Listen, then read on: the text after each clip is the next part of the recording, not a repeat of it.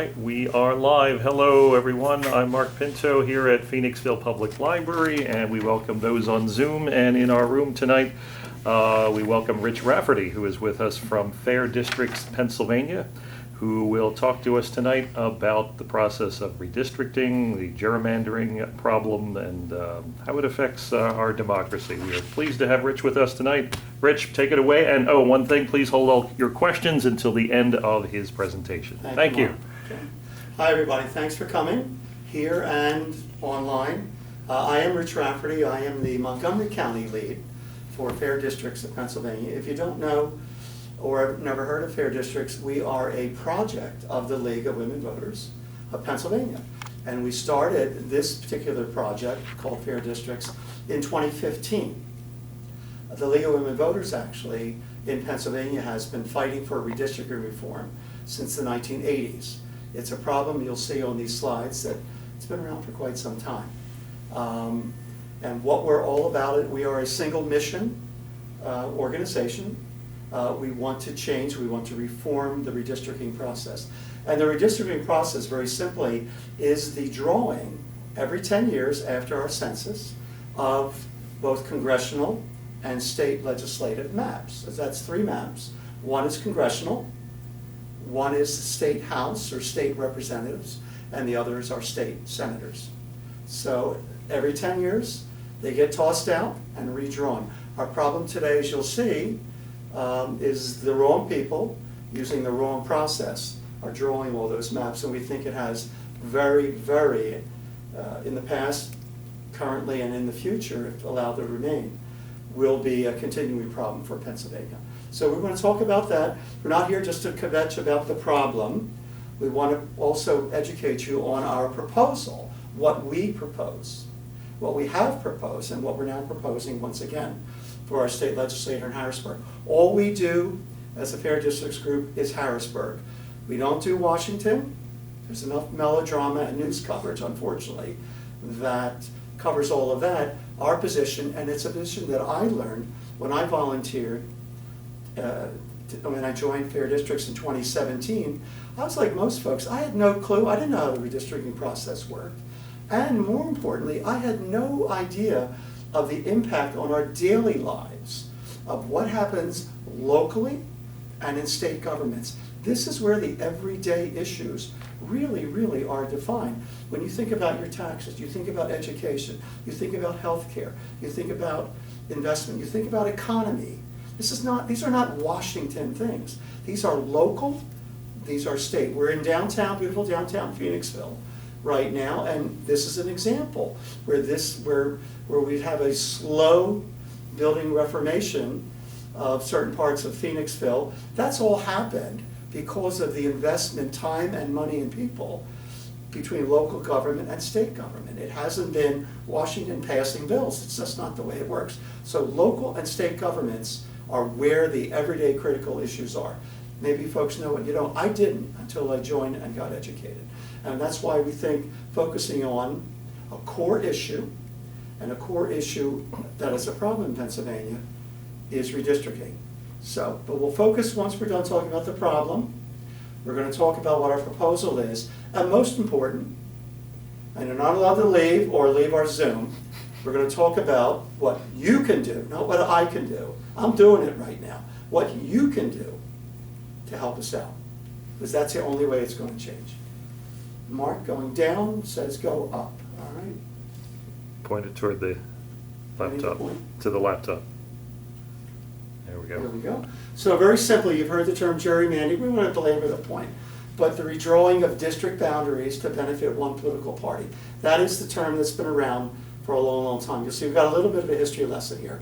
But gerrymandering is when the redistricting process is abused by a few folks to benefit themselves. And when you have maps that are drawn for a state rep, a state senator, or a congressional person, and they're done in a over-the-top partisan way, they're done for one reason. That's to retain power and to guarantee election results for the next 4 to 5 election cycles.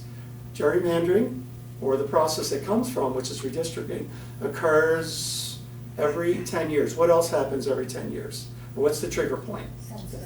The census, that's right. So we had a recent census here. We'll have another one come 2030. The maps that exist today will be in use between 2022 all the way through the 2031 elections. And then by 2032, new maps will have been drawn and new maps will be in play come 2032 elections. So that's how that works. And our problem here in Pennsylvania is that we are in varied forms a gerrymandered state. Yeah, I got a point.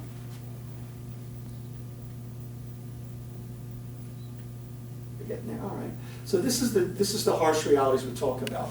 And this is a phrase that we've been using all along, the ideal, et cetera, you can read that. But this is the reality. The example that we're using today is based on the reality in Harrisburg.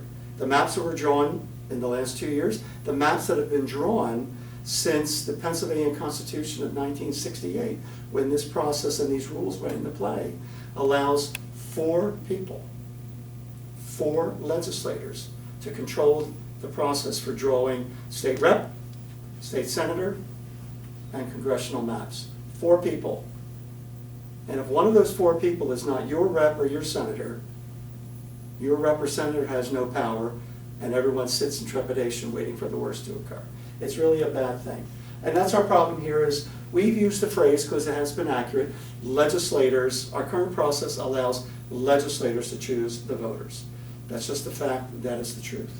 Many votes, of course, are meaningless. Personally, I wasn't even aware of it until I joined Fair District. I was in one of those districts that was drawn back in 2011, a congressional map that was known as the Goofy Kicking Donald Duck. I was drawn in a map. I live in White Marsh Township, down toward Conshohocken area, Montgomery County. But where I live, my residence, got pulled into a pure blue area that emanated from Philadelphia and snaked its way into lower Montgomery County, done for one reason, and I'll use the term in a minute. 2 blocks over from where I live, that was actually part of the Goofy Kicking Donald Duck. 2 blocks away. And all that was geared, all those maps were drawn for one purpose, and that was to guarantee the re-election for the next 4 to 5 election cycles for one particular party, which will go unnamed for now, at this point. But down below you'll see the same thing. Both parties do it. Fair Districts has been accused from time to time by some Republican folks in Harrisburg for being a tool of the Democratic Party.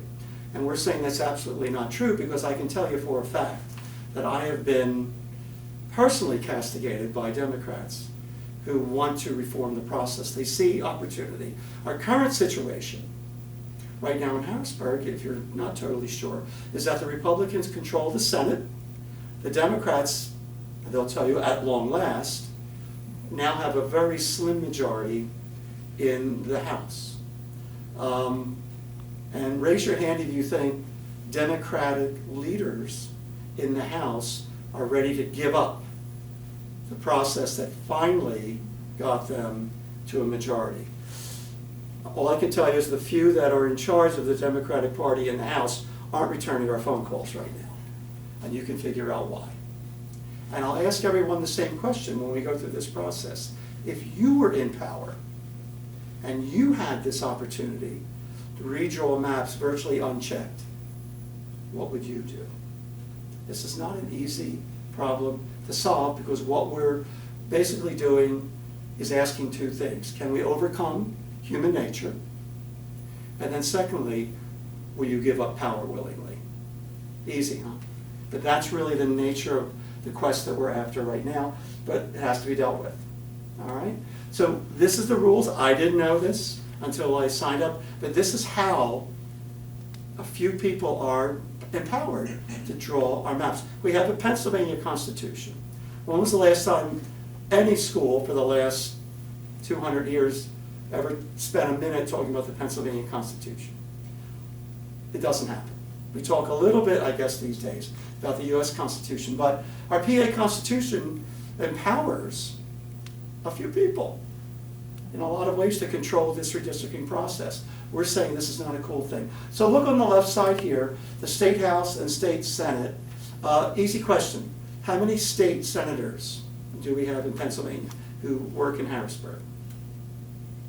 It's a number between 49 and 51. Anybody? Come on. 50, that's exactly right. These are the easy questions. And they actually get easier as the night goes on. We have an amazing 203 state reps. 203. So that's 253 state legislators in Harrisburg. That's an amazing number. We have, anybody know the number of congressional seats or congressional maps that need to be drawn or were drawn recently? It's 17. 10 years ago, we had 18 seats. And we're saying in Pennsylvania, we all live in Pennsylvania, and damn it, this stuff's important. Pennsylvania in 1950 had 36 congressional seats. Today we have 17. So our influence slowly wanes, but we're also the fifth, by population, the fifth largest state in the country. We're a big dog.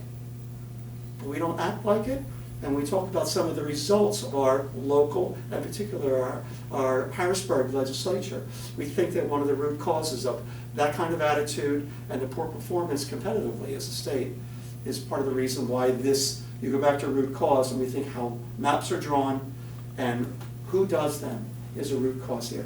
But look at the State House and State Senate. We have a process called the Legislative Reapportionment Committee. That's a mouthful. But it's made up of 5 people.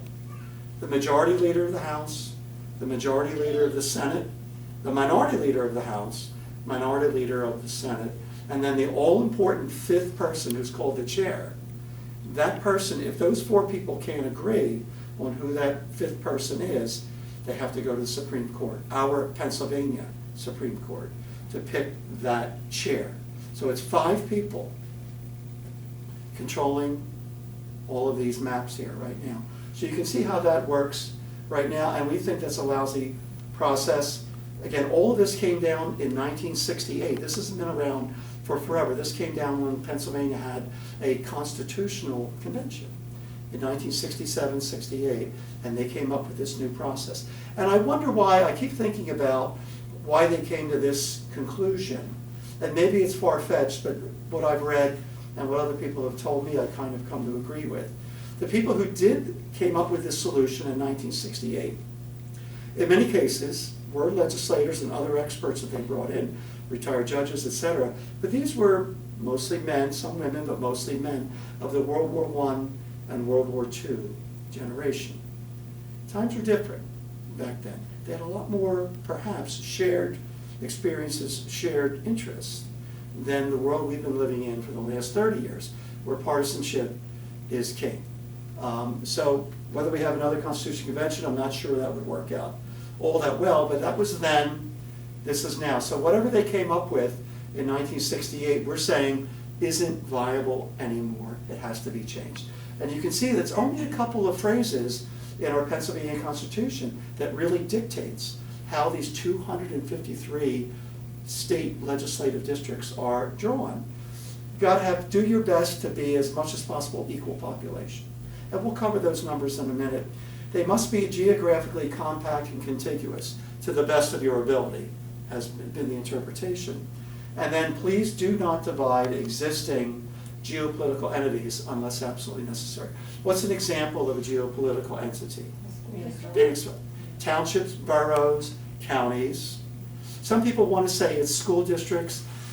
That's a tougher one to interpret because we've got a zillion school districts in Pennsylvania and a lot of them zigzag all over the place. Some cross borders of counties, so it's a tough one. But exactly right, boroughs, townships, counties, cities are perfect examples of geopolitical entities. Not too tough, unless absolutely necessary.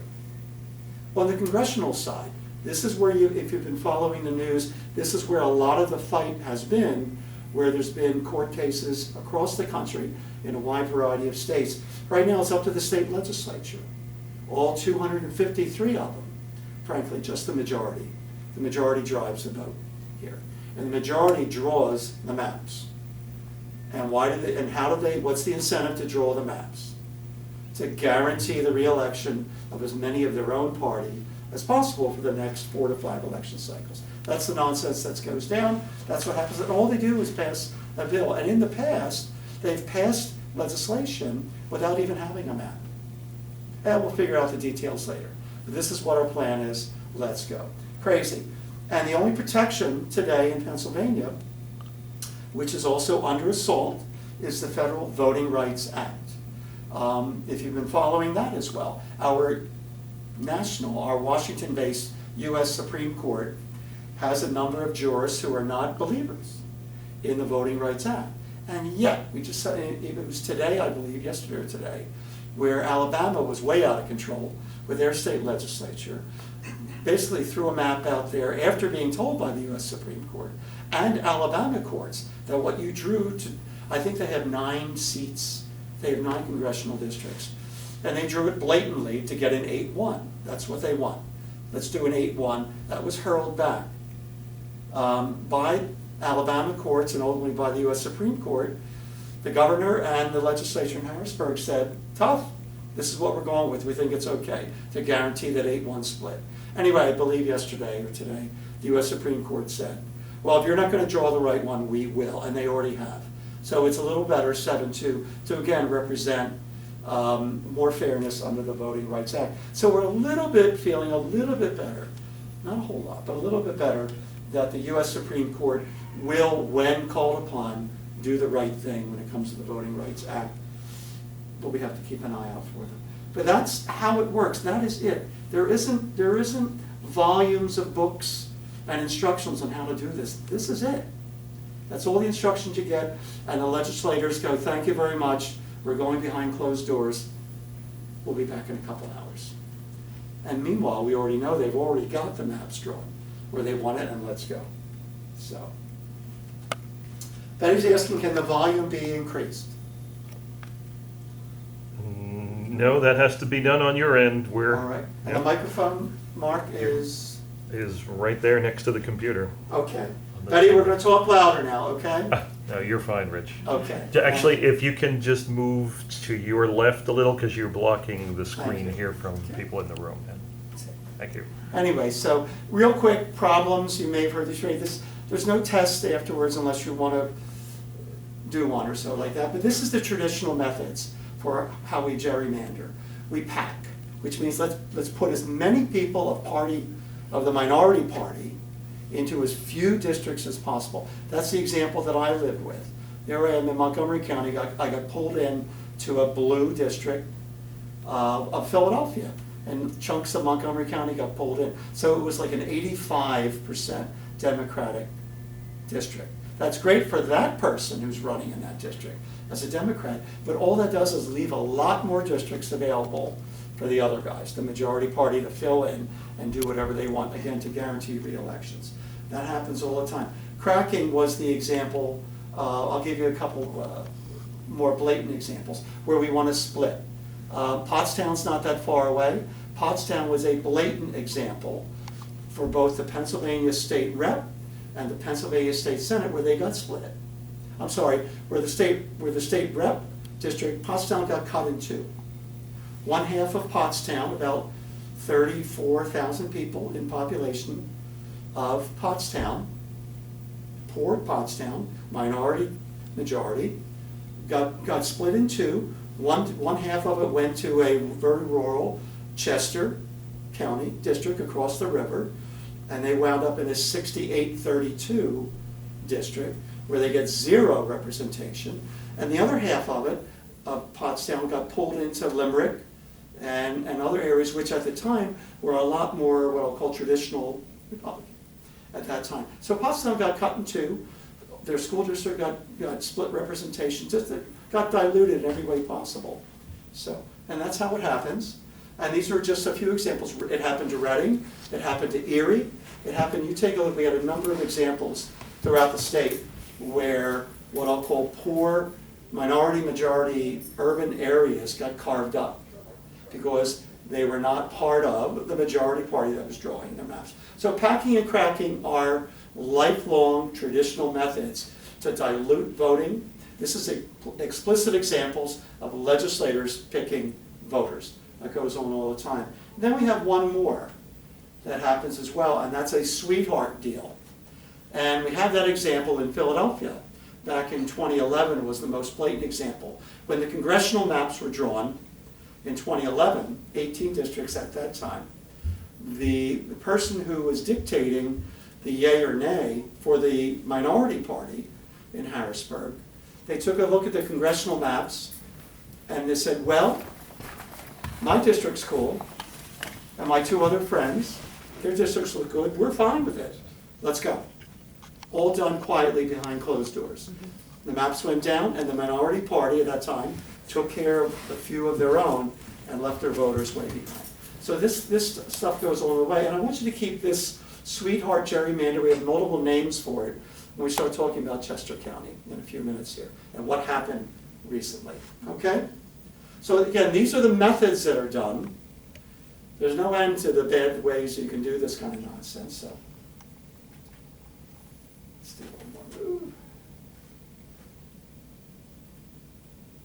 Here it comes. So again, gerrymandering 101, forget all this stuff. I just want to, we've been using a few of these slides. The left-hand side, this Jerry thing, this is this Eldridge Jerry. It's hard to read, but it's 1812. Just wanted to tell you, he was the guy who kind of got named for it.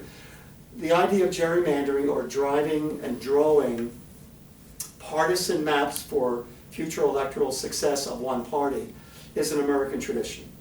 That's 1812. It's human nature, so it's been around forever. So it's sad but true, the nonsense. So he got stuck with the label here. But it's been going on for a long time in this country. And if it's allowed to continue, then we deserve it. If we don't speak up, if we don't say something, if we don't object, then the legislators don't care. Remember, because there's not a lot of media focus and scrutiny, there's some, but not enough in Harrisburg, legislators thrive in darkness. If they can do it and get away with it, they will. Because, geez, the rules say we can. And no one's objecting. So we have to speak up. We've got to be ready to say, this is wrong, we can do better. The only other quick history lesson I'll give you here is that a couple years ago, I've been using this slide. I did two, it was all in one period. This is 2019. Bucks County, I'm not going to be demeaning Chester County, of course, but I did two high school presentations. You can see the kids, these were all just high school kids who were dragged by their teachers for this kind of stuff. And I asked the question, show of hands, who knows who's that dude in the middle? Anybody know? And I'm asking a bunch of 16 and 17-year-olds who are really pumped up to be there. Not a hand, of course, went up. And then, of course, with a little chutzpah, I said, how many of you teachers know who this guy is? We got some 20-something teachers there. And not every teacher raised their hand either. So I'm not sure we're going to keep this slide from now on. We put it in there originally. I go, so you understand, and I tell people this all the time, I'm not ashamed. I've been a registered Republican since 1979. I'm old. But I'm not, that was then. I think I'm one of millions, what I'll call registered Republicans, who've been cast adrift, if you will. So I'm out there floating. That independent label looks pretty good over there. But when I tell you what independents can't do in this state, it's not so cool either to be an independent, you know?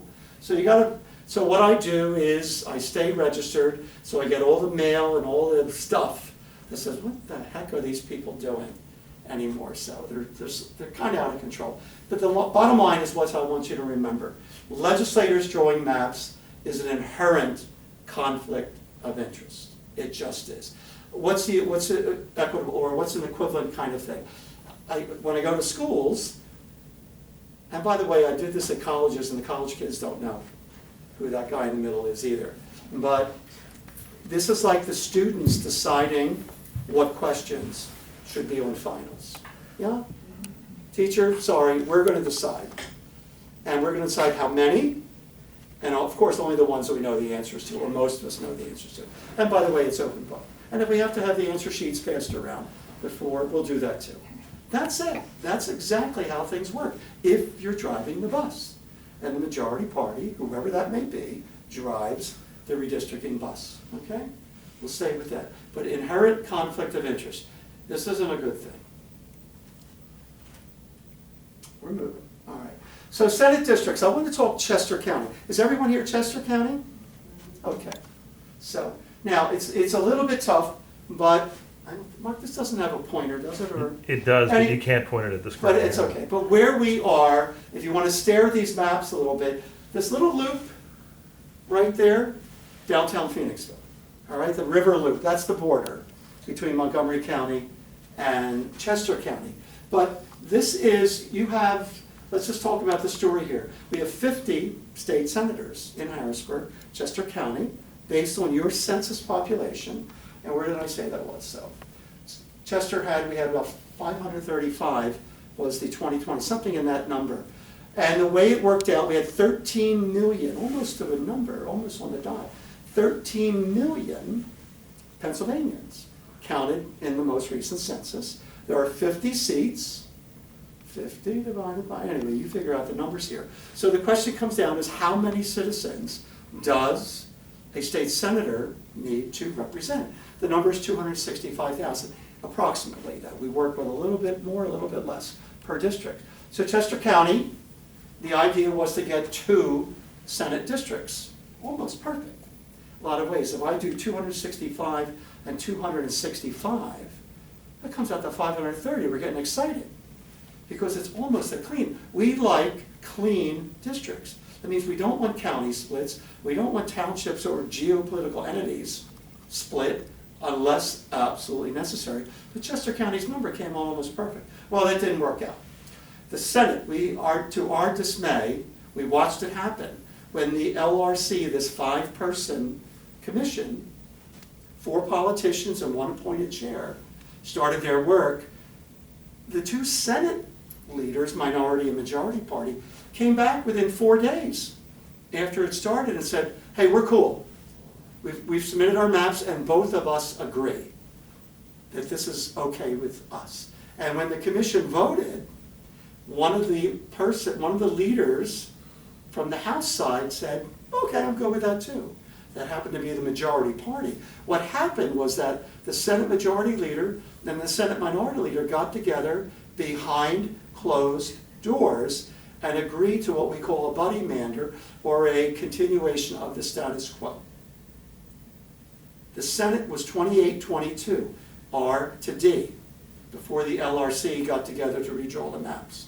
They came back 4 days later, and the new maps, when anyone analyzed the voting patterns and demographics of those 50 districts, said, we're going to have 28-22 again.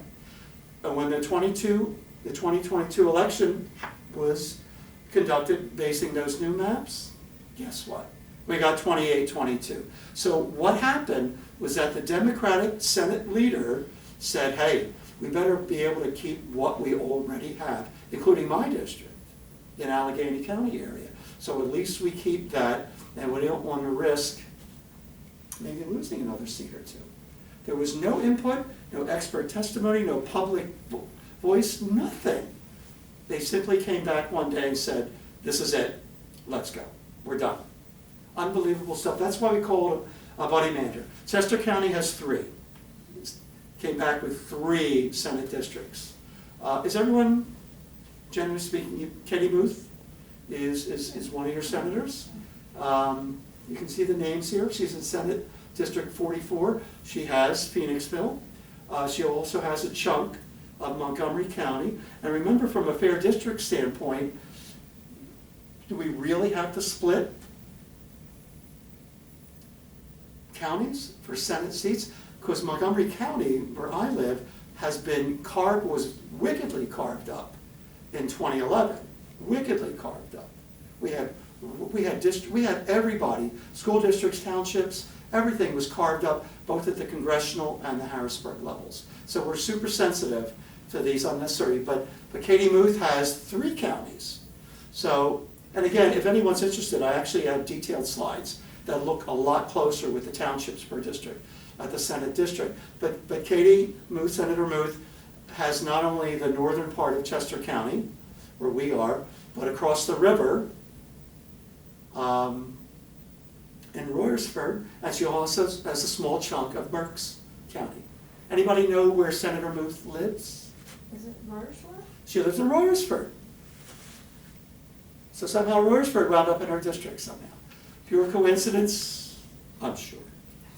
Okay? This is all done behind the scenes. Now again, we're not here to blame any one senator. We're just saying, hey, if they're going to do things behind closed doors, I can tell you for a fact, the number of senators we've talked to all went scrambling. They went back to their leadership, said, hey, you got to protect, Everyone went into self-preservation mode.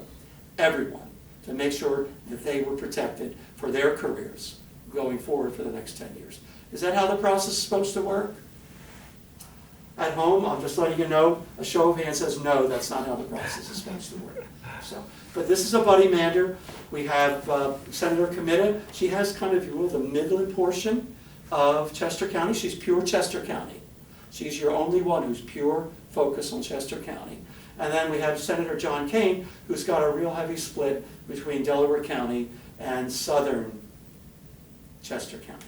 That's your maps right now. And again, if anyone is very interested, we're interested. And what we're saying is here, and you can see the verbiage that I put up here, the fact of how this went down, we can tell you based on our conversations with these 3 state senators that represent Chester County, none of them liked how it happened. None of them. All right? So I just want you to keep that in mind. We're not here to blast your 3. They're looking for some interesting reform as well, but they had to scramble for themselves. They all did. So that's the Senate maps. We are, as a group, as a Fair District group, very unhappy with how this went down. It's the antithesis of what we want. It is the continuation of this terrible process that we have today. And they did it right in front of our faces, everyone's faces. So how about that? Because there was no consequences. Your House districts. Population 535. Each state rep covers about 65,000 constituents, citizens, etc. And again, the numbers kind of worked out pretty good. As far as you needed 9, you got 9. So we like that part.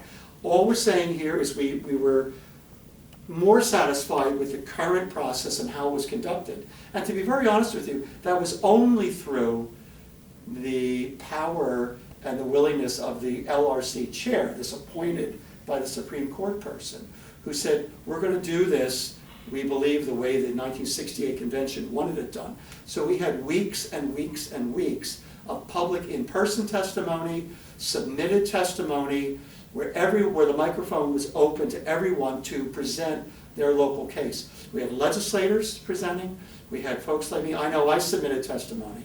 We had literally hundreds and hundreds of people who either testified in person or testified via the written word. And everything we were told, certainly written-wise, was looked at. We had a lot of pressure. I know I had 2 legislators in Montgomery County who, when the initial maps, that what we'll call the first draft of the state reps, those 203 state district maps, when they were drawn, I had 2 Montgomery County state reps who were blaming me, as if we had control. And believe me, fair districts, we had no say. We were all we could do, and we did.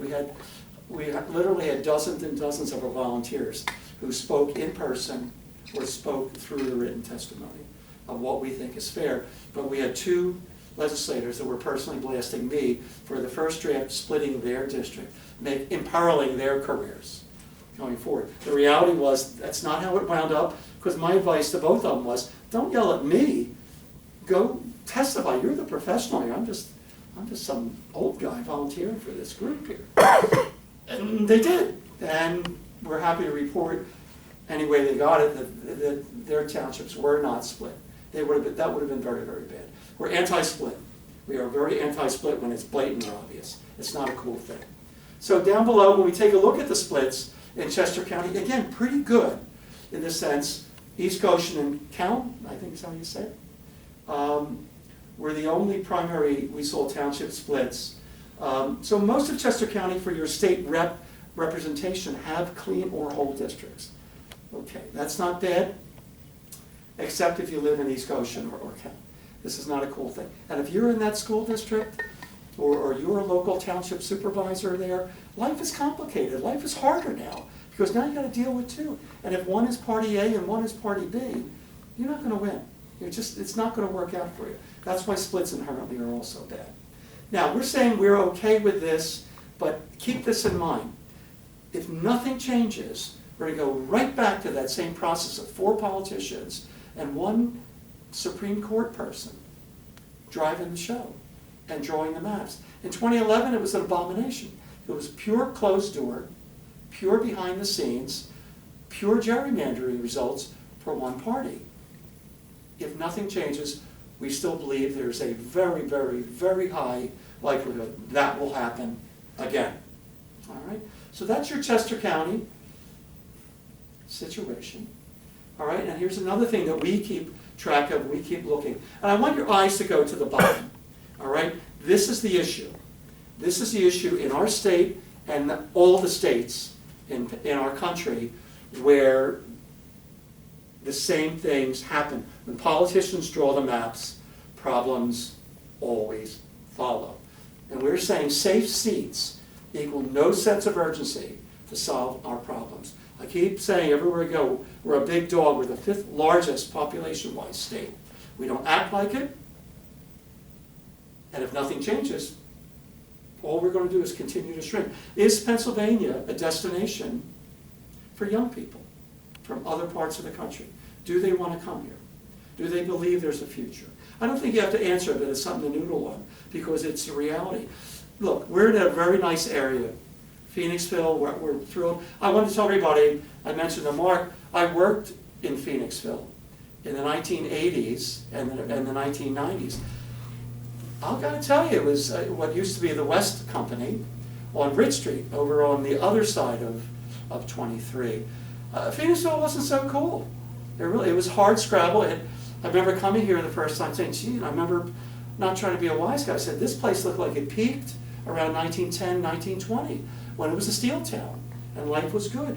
Post-World War II, down, down, down spirals here. So I'm very pleased and very happy that Phoenixville is some kind of renaissance going on here. So that's good news. But I can tell you, other places where I've been to make these same kind of talks in Pennsylvania, you go to poor areas I've been places I knew nothing about. I've been out to the rural areas of Pennsylvania where there's no young people or very few young people because there's no jobs, no future. This is not cool. Go to some other places where life is hard. It's not cool. It's a responsibility to me of the legislature in Harrisburg to do something about it. And all we see here when you look at these numbers is that, you know, if the same people get reelected without any competition, we're going to have problems. It's not going to be good. So we say safe seats equals no sense of urgency. Now, look, the reality is this. I'm originally from Philadelphia.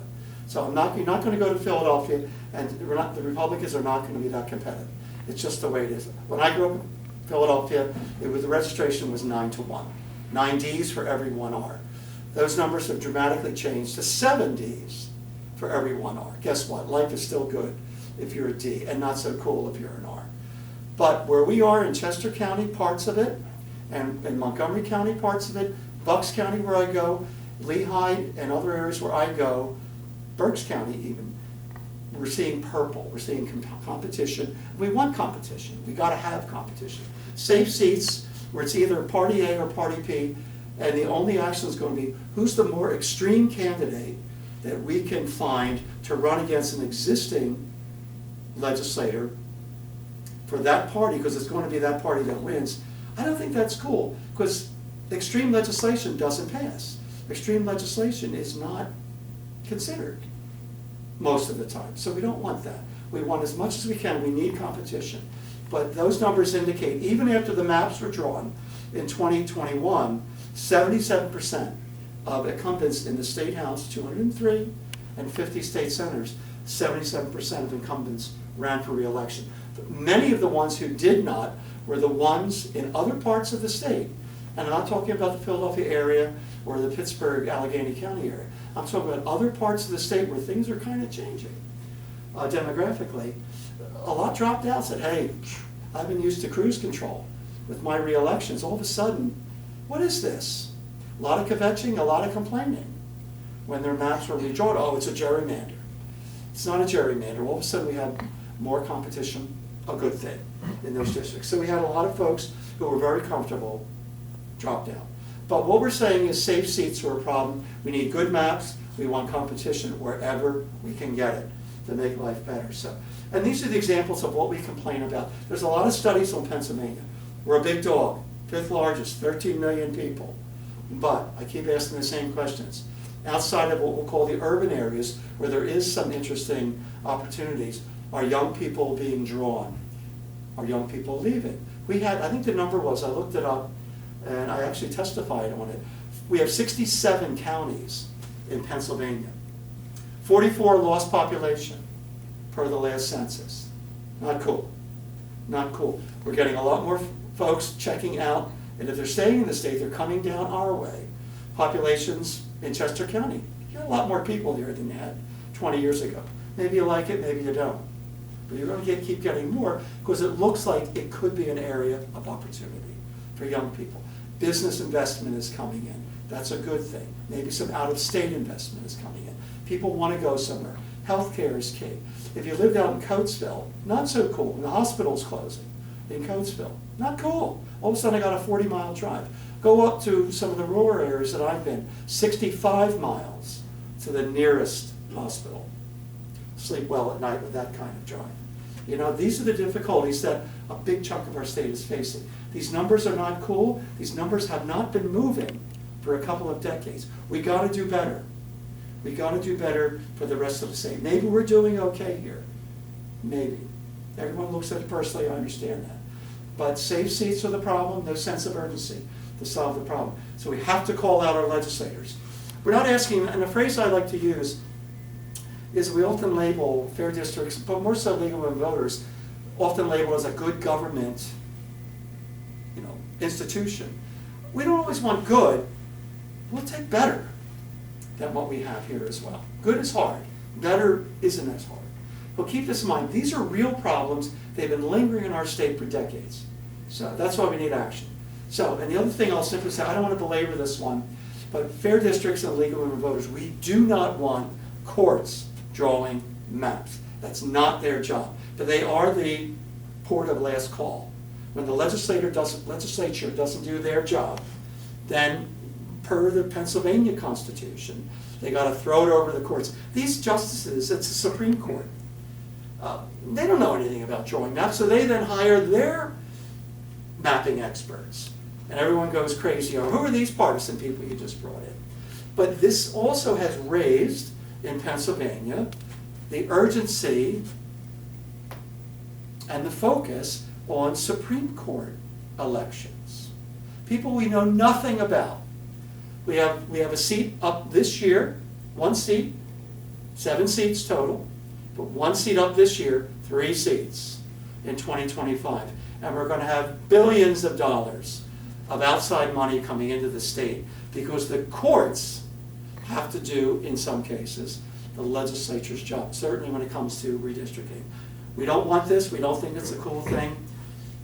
We think there's a better way. So all we're saying is our message is very simple. We need to change the players and the process of who does our state rep, state senate, and congressional maps. Okay? Thanks everyone. Stay with me because we're finally going to get into, no more kvetching about the problem. Let's get into the solution. Fair Districts is coming back with, at its core, the legislation that we proposed back in 2018. And let me just simply say that the core of that is we want an independent Citizens Redistricting Commission. We very, very, very clearly do not want legislators involved in this process in any way or form. So we have our bill. Now our bill is not out there in the public yet, so don't go looking for it yet, because it's being tweaked a little bit right now. But the core of it is still very much the same as our bill from 2018. And I just want to let everybody know, in 2018, our bill, our first bill, got 130 co-sponsors in the Pennsylvania House. And if my math is correct, 130 of 203 is what percent? About 60. 65. Just a little more, yeah. 65. 65 sounds better. Almost 2/3. But guess what? Because of the way Harrisburg works, we were in the House State Government Committee. And let me also say that of that 130, 38 were Republican. Pretty good. Pretty good. But the Republican chairman of the State Government Committee, when crunch time came to put a vote on it, literally got his marker out and crossed it out. Said, and then ultimately tore it up and said, I got my bill, and it's my bill we're going to work on. How's that for a representative democracy? All right? That's how it can work if a few folks are left to determine good government in Pennsylvania. So we're coming back. We're still sticking with our independent citizens commissions. We have listened, we have learned, we've been trying to understand what works best in other states. There's many other states, some you'd be surprised to know, that are doing some mix where the politicians don't have final say. But what we're trying to do is a new statute, and we got to get cooking on it. It's an independent commission. Of that, it's 11-member commission, 4 from the largest party, registered party, 4 from the second largest party, and then 3 from everybody else.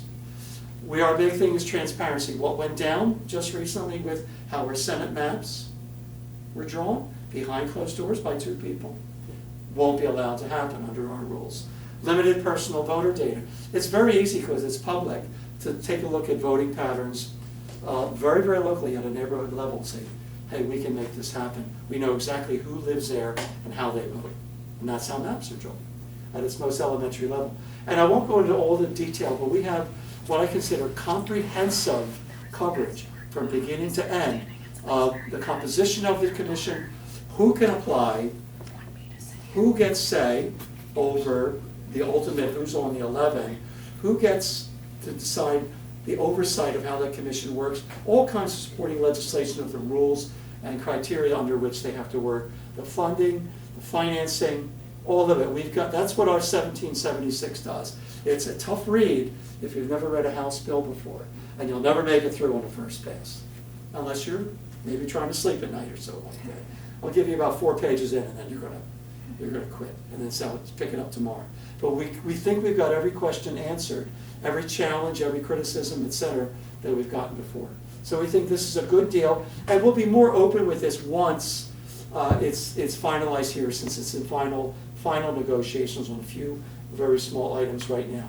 But we think this is a winner. We got 130 co-sponsors before. What will happen this go around? We'll see. We're not going to predict that right now. But this is what we're proposing. We have other states that are doing this today. We think we made a mistake back in the day, a few years ago, by keep championing California. Look, California has a legislator-free independent commission. And the question we learned to answer was, does stating or mentioning California sell in Harrisburg? Come on, that's an easy one.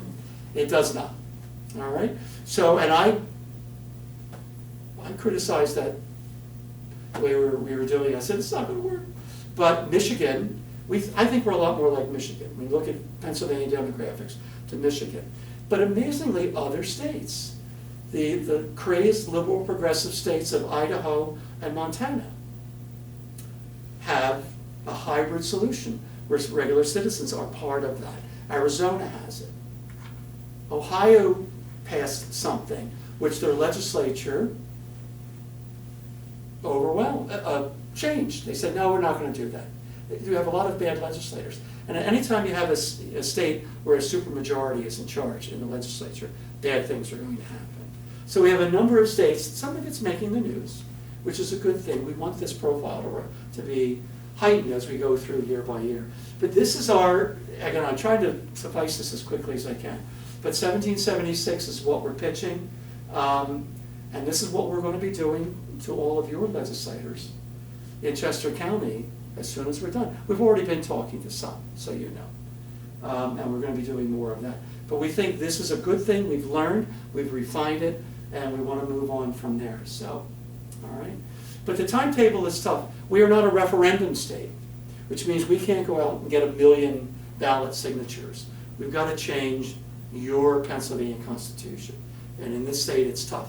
And these are the rules, because to change the Constitution in our state, you have to have legislation passed once, And then in the next session, and legislative sessions run for 2 years, in the next session, that legislation must pass, again, both houses, and unchanged. Consecutive sessions, passed, unchanged. And then it comes to us in our ballot booth. And we're not big fans of the primary, doing a primary day, where 15% might come out. We want it on a November election date as well. But this is our calendar, and it's pretty daunting. And yes, it's 2023, and look, I'm showing you a graph that's talking about 2031, 2032. But this is how it works in our state. It's tough. And maybe being tough is a good thing. Remember, the current process only happened because we had a constitutional convention back in 1968. So the bar is high, but we're saying we've got to do this. So our target date, our end date, is really November of 2028 for election day, when all of us have something to say. But right now, we're in it right now. We are finalizing our bill, and we're going to start our lobbying process. We've already started our lobbying process with legislators. We're letting them know it's coming, and we're not going to leave you alone. We're just not going to do it. We have a lot of built-in opposition. And when our leadership in fair districts, I foolishly mentioned that I was a registered Republican, I'm the guy that gets volunteered to go to some fun places in Harrisburg. But you know what? What I've learned is if you talk to people respectfully wherever you go, people listen. And that's true. Because we're talking about a subject that people know nothing about. And most people, when you get a chance to talk to them anywhere, I know because I've done, in Chester County the last couple of years, I think I've done 4 Rotary clubs, local business owners. Interesting. Local businesses care about what happens with local government and state government. We go to faith houses. We like going to senior residences to get folks riled up. And legislators are very fearful in many cases of seniors because they vote. And legislators really only care about folks who are paying attention and folks who vote. That's it. So this is our calendar, and again, all we're saying is one commission will draw all maps. Wrap it up by 2031, all right? So I know it's a synopsis, but that's all we're trying to give you tonight. Again, top right, and this is our kind of our message. I tell you, in 2030, the LRC, this commission, nothing changes, we'll be back again.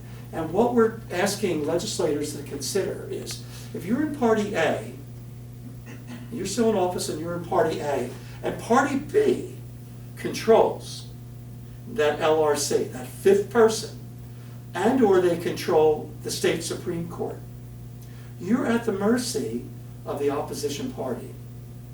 This is not a cool thing. Do you want to take that risk? But we tell legislators of all kindred here that says, it may happen to you. The deck may be stacked against you. Come 2030, you have no control and you'll have no say on how the maps will go down. And there goes your career, because they're sure to get you in their crosshairs if they can. And particularly where we live in southeast Pennsylvania, Allegheny County, up in northeast PA, interesting enough, the center part of the state from, I'll say, Harrisburg up to where Penn State College is, these are all demographically areas that are blending and changing. And that's where a lot of our population is, and that's where a lot of our legislators are.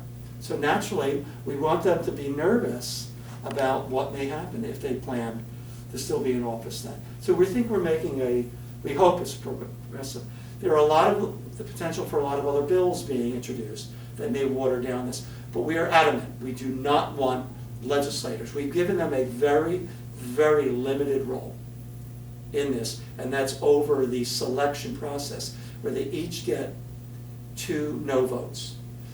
You know, in Michigan, for example, 9,000 people applied to be on their independent redistricting commission. And I think they had, it was either 11 or 15, I have to look it up again. But they had a relatively, but 9,000 people. And most of those people look pretty good. Drawing 17 maps, I can tell you because I did it. Drawing 17 congressional maps, not that tough. The software is very good, and the data that you need to say where are the boundaries, where are the geopolitical entities, what's the populations that I need to fill in. Not too tough. 50 state senators, a little bit tougher. 203 is tough. 203 is tough, but the software has made life a lot easier. All we're saying is that there's a better way, and we want to make sure the legislators know. Here's your local situation. I don't know where everybody lives or so, but we have to keep this personal, we have to keep it local. Past history. And what's the phrase, past does not necessarily prologue. As I mentioned to you before, the leadership in the House, the people who now have the majority, were enthusiastic supporters when they were in the minority. They now have the keys to the bus. And surprisingly, we're not getting return calls from leadership in the House, even though they were great supporters before. I don't understand. Anyway, here's your situation locally here, where we have, I like the fact you have some new players, including District 26, where we stand tonight, all right? Your former District 26 state rep was a tough sell. That's all I'll say. A tough sell. But you have a few who are outspoken. We know not too far away, Representative Melissa Schusterman is a very strong advocate for us, but we need more. But this is passed. We don't know what the future holds yet, because we haven't formally asked them, because we're finalizing our bill. But if passed as prologue, we're hoping Chester County folks will be very, very supportive. But geez, I got to tell you right now, I don't know. Once you in the majority, and it's your agenda that's moving in a particular chamber you're in, Jesus, things worked out pretty good for us this past go-round. We'll get back to you. You know, call me in 5 years and I'll let you know. We've already heard it. But more importantly is what we're hearing is silence where you go away. You know, but we're not going away. But this is the profile today of your, but every 2 years the state reps run. Turnover happens again, I don't know. So Paul Friel represents Phoenixville and surrounding areas right now. I'm not sure where Representative Friel stands with us. He just got there. I had two newbie representatives in Montgomery County say, Rich, will you go away? They were nice. They said, Rich, will you go away? I just got here. But the fact is, 90% of legislators, particularly newer ones, have no idea how redistricting works, because they're focused on what they care about. This thing is over there. And I can also say, and I'm not bashing anyone, I'm telling you just the opposite. Of the 30-plus regional state legislators I've met, personally in the last 5 years or so, everyone to a fault comes with commitment of issues they care about. And usually it's one or two that they care about. And they want their legislations moving. And when it doesn't, they're frustrated by the process. And I can tell you that high level of frustration exists today in both majority and minority parties. So, but that's your folks. Does everyone know who your state rep or state senator is? But if you don't, it's very easy to solve by Googling who is my state rep. And Pennsylvania, the government actually has a very nice website that allows you to key in your address or your county and simply find who your current state rep and state senator. And remember I told you at the beginning, it's all about local and all about state. This is where the action is. So locally here, it is Paul Friel, in case you weren't sure what he looked like. I've never met the man, so I'm not a constituent, so he has no obligation to get back to me. And Katie Muth, who I have met, and I've met her husband, who hangs out some of these things. Maybe he's here tonight. But that's your locals here right now. And even though it's a Pottstown address for Paul Friel, he's over in Chester County by some shopping center, his local office there, on Route 100. All right, so you know that. That's cool. This is my last ask. This is the last slide for everybody and for our host here tonight. This is all we're asking you to do. You got educated. You know some of this. Maybe you knew it. But it's not up to me. We're going to be talking to legislators. But you guys need to. The only people that legislators, either state rep or state senate, should listen to, rightfully so, are constituents. And they really do listen to constituents who vote. And constituents who vote and pay attention. And the last qualifier, constituents who vote, who pay attention, and make contact. And our request is always the same: check in with local, your district office. Get known. And don't send emails. Emails is too easy to ignore. Make a phone call, stop in a local office, say hello. I can tell you, again, my experience, maybe it's yours as well, is the staff at state legislators' office are open, they're interested, and they pay attention. They're very professional. Don't feel bad. They will do it. But my preference is you walk in or you make a phone call, get your name known, because it's a very short list of constituents who are on that list who engage. You want to do it.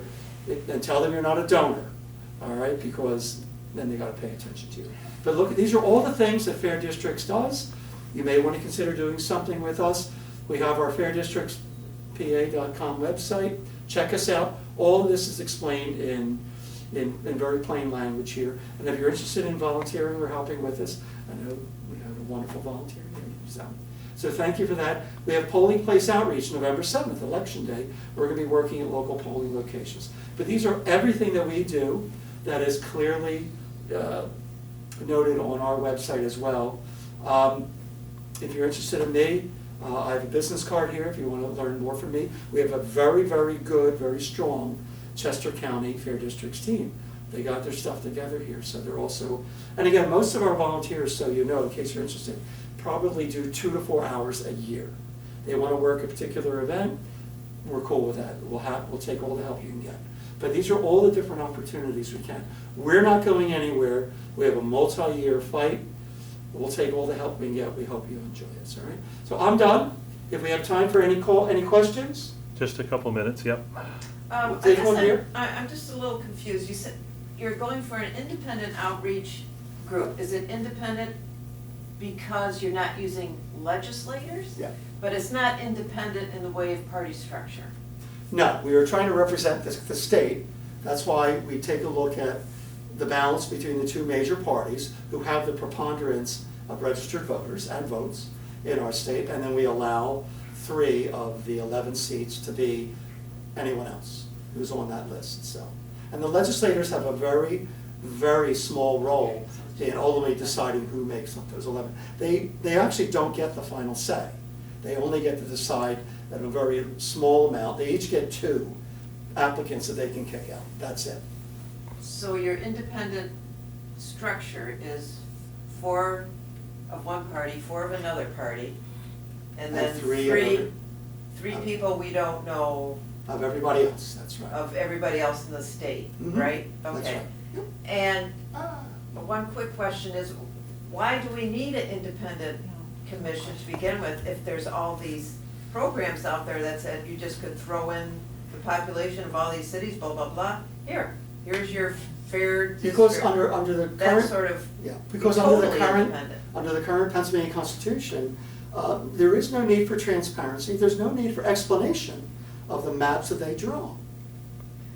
And we've had the history of blatant gerrymandering. Oh, I agree, but. And we're saying that those, we've got to do better. That's why we use that T word, transparency, as one of our huge rationales for blowing up the current process. I guess I don't understand is what's going to be different between them deciding it versus, like you said, the software programs and things like that. I mean, that's really independent. It is, yeah. So why would we need a commission anymore? If not the commission, then who? The software. Electronic, I had the same question as you. Why not just have like computer generated maps and take people out of it? Because somebody has to make that software, and then Yeah, who makes the software. someone has to run the software. Someone has to stand in front and say, here's the final maps. Yeah, you could solve Yeah. a process in which You- it's transparent, but the source of the map could be not people. Correct. Even if people make Right, software. right. They review what the software says, but they're not the ones going in and.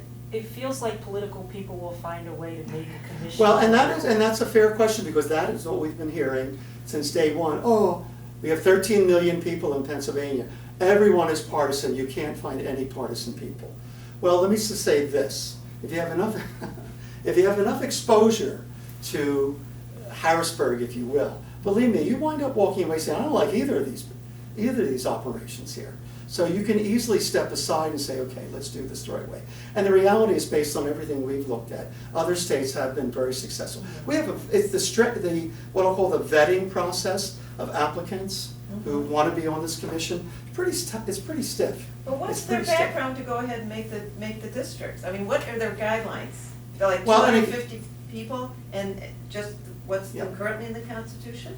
No, well, that of course is part of it, and what we're saying is we have, somewhere in here, there's what we call mapping criteria. Okay. And that is in the bill, and it's Oh, pretty okay. lengthy too. So It there's- must be this, Oh. so it is a pretty severe Okay. laundry list. Okay. That these are the criteria that your maps must Must meet. meet. Yeah. Okay. So that's what I'm saying, we could be here for 4 hours going through the bills themselves, but we can't take people out of the process. Yeah. This is no Right. way, because someone has to stand up. Yeah, Someone has to yeah, stand but up. at least they have some kind of And guidance. that, but we keep coming back Yeah. to transparency, because right now it's been closed door, it just went under our nose now. So it has to be out in the open, and the people who draw these maps have to be out in the open and answerable Okay, to all of us. as long as there's some criteria out there. I I can see that thought, too. what's the, Any questions from our Zoomers? I'll take a question here. Do you know when the House bill will be available for? What we're hoping for is January. Okay. We're gonna hope for January right now. We're pretty confident that's gonna happen, so. Well, maybe I missed something, but there's a piece I'm not putting together, is, you said this is just Harrisburg. What about my representative in DC, Chrissy Houlihan? Who draws her lines? The same independent commission draws all the maps. Oh, okay, Yep. because when you said it was just Harrisburg, I kinda. Well, Harrisburg does the drawing, if you will, today. Yeah, okay, but it affects who we have in Absolutely. in Yeah. the DC. Again, we don't want politicians Yeah. drawing Right, okay. maps. Inherent conflict of it, I got a phrase for every situation. So. But I think that's the idea, that we wanna So get them out of the process once and for all. Are we gonna get a copy of this, at least this page, so we know if we wanna, if there's Everything, hackering? everything you have here will be on our website. Yeah, the website is really our fairdistrictspa.com. And Yeah. again, what's nice, it's big print, Yeah, it's okay. not this suffocating, we could go real deep with this stuff. And believe me, ain't no one gonna be reading any of this stuff if we do that. We wanna get people educated, and then we wanna get you upset. Mhm. That's really our goal all the time, that this nonsense is allowed to happen. I can tell you from personal experience, all these, what we call community events we go to, when we explain to people, 99.5% of Pennsylvanians don't know how this process works. My experience also tells you that 90+% of people don't know who their state rep is. They don't know who their state senator is, and about 50+% know who their congressperson is. I still hear Arlen, when I ask people, who's your congressman in Washington? Arlen Specter's name keeps coming up wherever I go. Arlen, he's been dead for 14 years, I think now, so.